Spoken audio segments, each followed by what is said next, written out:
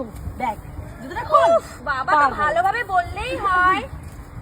আরে খালি পায়ে বেশি ফিল আসবে, চল। আমরা এইটাতে উঠবো, ঠিক আছে? আমি এদিক থেকে উঠছি। যে আগে শোন, গল্পটা শোন, যে আগে উঠতে পারবে সে কিন্তু জিতবে, ঠিক আছে? আচ্ছা, জেতার পর? জেতার পর সে দেবজিতের সাথে ঘুরতে যাবে বাইকে করে। উফ, আমার দেবজিৎটা বলি এই জন্য কেন শুকিয়ে যাচ্ছে, চিন্তাও শুকিয়ে যাচ্ছে এই জন্য মনে হয়। বাবা, উফ, আর কোথায় উঠবো? কিরে তোরা কি বাচ্চা হয়ে গেছিস নাকি এগুলো? কে হচ্ছে হাত ছেড়ে জিম করতে পারে? দাঁড়া, উঠতে পারিনি। কি অবস্থা! অত সহজ?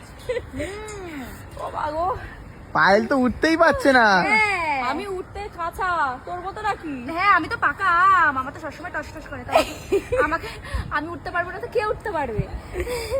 সূর্য তো তোমাকে খেয়ে নিচ্ছে।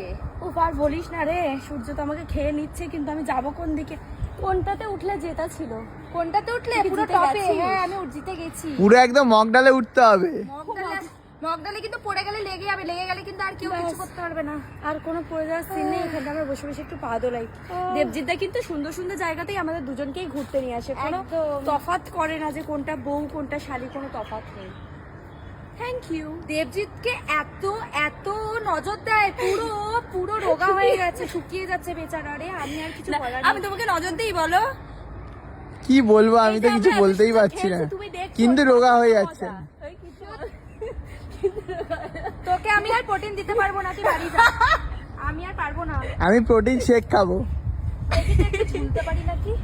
ঝুলতে, বাবারে, মা গো, আমি নামবো কি করে সেটাই ভাবছি।